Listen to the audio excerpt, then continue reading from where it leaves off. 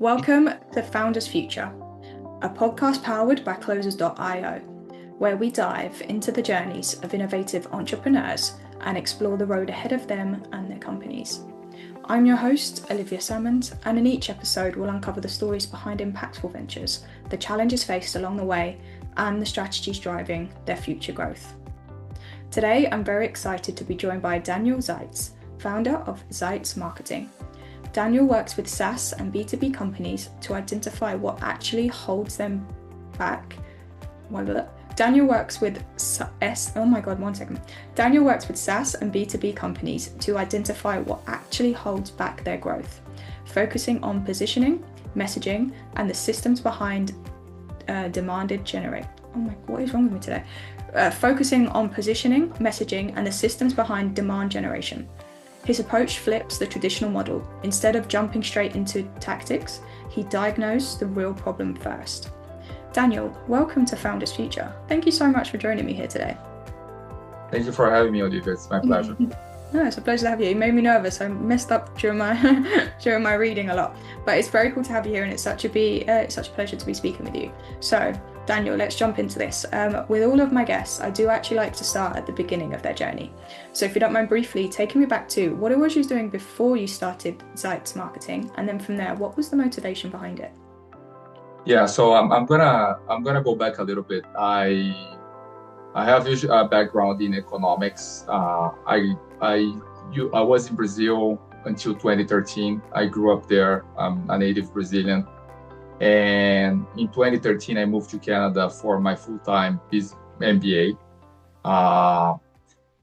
Back in Brazil, I had worked in a variety of roles. And in my previous role prior to my MBA, I reported to a marketing team of a consumer packaged goods, big consumer packaged goods company, named Hipermarcas. It was later acquired and became Coty. I intended during my MBA to have a specialization in marketing because I was working for a lot of marketing, but I didn't have any proper educational training in marketing. And it was also a gateway for me to move to North America. I have a very non-linear career trajectory compared to most people who are marketers per se. I have worked in the beer industry. I have worked in quick restaurant services.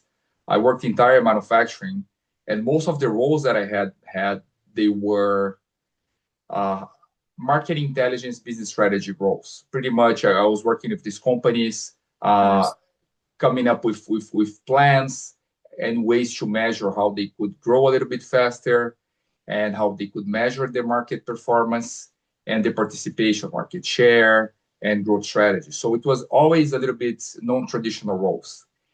And in 2021, I got offered a role at VoIP.ms. VoIP.ms is a B2B and B2C SaaS telecom company to be their director of marketing. Even though I didn't have direct experience with hands-on execution and leadership of marketing, all of the background that I had from my other roles, plus my financial experience, translated well into what the company was looking for, and they decided to give me a chance. The CEO, who is David Rouleau.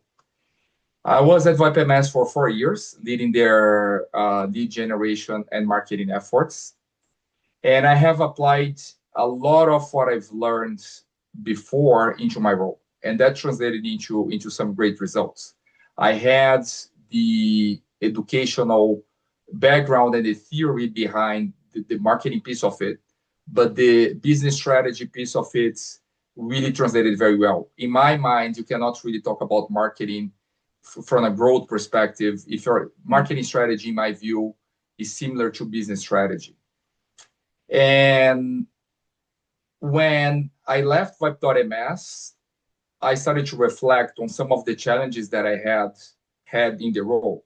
I look at myself and assess, if I was starting this role again, what would be something that would have helped me, made my life much easier? And that's when I came up with the idea of Zeitz Marketing. That's a bit of a longer explanation, but it's the story behind the scenes. Beautiful, I love it. So, as you say, kind of like an intertwining vision or way into your marketing, but very much discovering a whole and moving forward from there. And I just want to touch on you said when it comes to obviously the business, like the systems behind it and the marketing. I completely agree. I feel like even involving the sales and the operations have to all be kind of in level when you are running your marketing. You can't be out of sync or out of line with your messaging, and vice versa. Everyone in the service needs to know the point of each role. Marketing is just the peak. If you're running your marketing wrong, the rest of the business doesn't understand. There's no correlation between the two. So, as you say, as you grow, you need to really make sure that whole system you built is really in place together, which is really cool. And I suppose, Daniel, when you was going throughout your journey, did you ever see yourself or envision yourself becoming an entrepreneur and starting up your own marketing agency, or was that just something that developed obviously as you saw the gap and the opportunity to take it? No, I did. I mean, one of my ideas when in pursuing the MBA and moving to North America was to have a more entrepreneurial journey. Nice. The thing is that I overestimated how easy that would be. I think in my mind, I was looking at, okay, I'm gonna go to Toronto. I'm going to do an MBA. They have a specialization in entrepreneurship, and then things are just gonna flow. Yeah. Almost as if I was going to the Silicon Valley, like study at Stanford and, like just be in the right environment. But that's not how things happen here at all. So even though during the MBA, I was part of the venture capital and entrepreneurship club, I was in touch with the more entrepreneurial community. I realized something that it's gonna sound very silly and stupid, but it's actually the reality that in order to start a business, either you need to get funding or you need to have kind of no money yourself. And I wasn't in either of those situations, right? I had made the big investments to be able to be in my MBA. I had some Yeah. financial goals that I wanted, so I actually needed a job.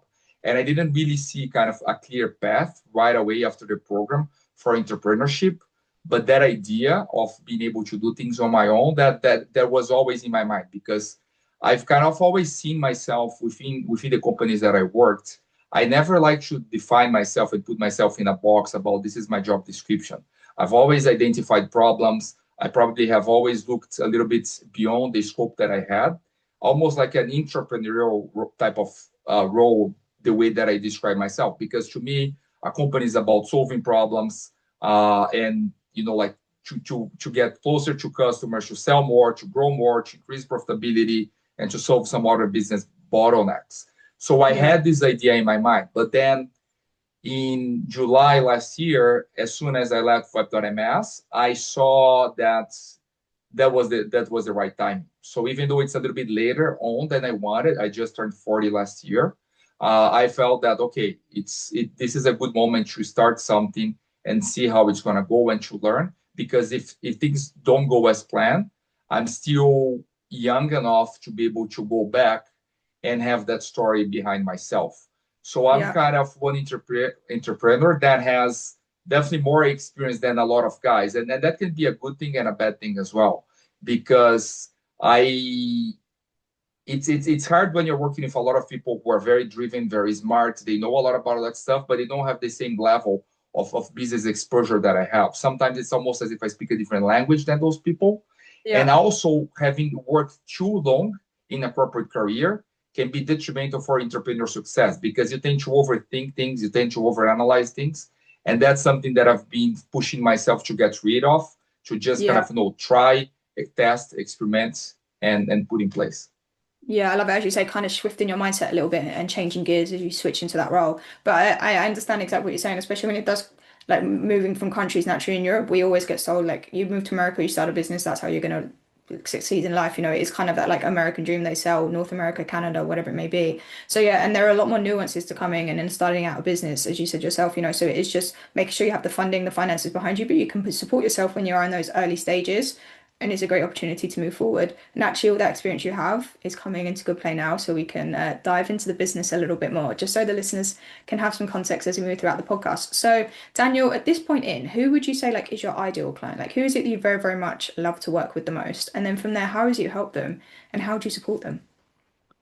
Yeah, my ideal customer are companies who, number one, I was thinking about adding digital to the name of my company because I mainly help companies who has digital as a traditional channel. Okay, cool. I help my target ICP ideally are B2B SaaS companies or e-commerce brands that are in a revenue range probably between $1 and $10 million. Nice. Or if it's a little bit before that, companies that are already ready to make some investment in marketing, but they don't really have a lot of clarity on where to start, what their first hire should look like, and what their plan should be. So that's my ideal target of company. Yeah, lovely. So as you say, when they're on that way up in the growth, as you know yourself, going from that 1 to 10 mil and then 10 mil to 20 is a big jump. So as you say, when they're ready to invest even more in themselves and see how they can make that effort is really cool. And then what is it like to work with you then? Are you very much in the trenches with your clients? Like, do you get very close on a one-to-one basis, or what is your style or the offers you provide? No, absolutely, because my it's funny that while on a personal side, I told you this story and I felt that I had the aspiration like more than 10 years to start something of my own. I think what made it possible and feasible what I put in place was the advent of artificial intelligence Okay. because a lot of what I do and what I offer is something that AI has enabled. That before AI, I would definitely need to have to hire 2 or 3 people before I even went and approached any client. So I worked with one telecom client, and I developed all my workflows. I pretty much did all the work myself. Hopefully, as I scale and as I grow, I'm gonna be able to add more people to the team. But the whole aspect of a lot of things that I can touch right now, it wasn't possible even 2 or 3 years ago. Because Yeah. I find it that while the growth plan and the strategy is very important, you cannot detach that from the execution. So when you're talking about, okay, what is your web main homepage messaging, you need to think from a design perspective. And if you are unable to draft or to have a wireframe either on Figma or some other tool, it's really hard for you to visualize and deliver something of value. And AI has shortened that gap and enabled to create a lot of drafts, which then allowed me to really be someone who's on the strategy and the planning side, but also be involved in the details and the execution before someone actually commits to a plan, if that makes sense. Yeah, yeah. No, 100%. And AI has definitely kind of aided a lot of people in that aspect. As you say, you can very much run that whole business yourself, use that, implement the strategy before you get involved, and then move forward from there. So that's a really cool process. And one thing I'm very curious to find out as well is how you go about acquiring your own customers. So naturally, with your experience, like in marketing and digital marketing, what is working well for yourself at the moment? What channels or methods are really like helping you find those right kind of people to work with? Yes, I find that even the term marketing is a really polluted. It's a polluted red ocean, I'd say, because you have a lot of people on social media, on LinkedIn, that work in marketing. They call themselves marketers.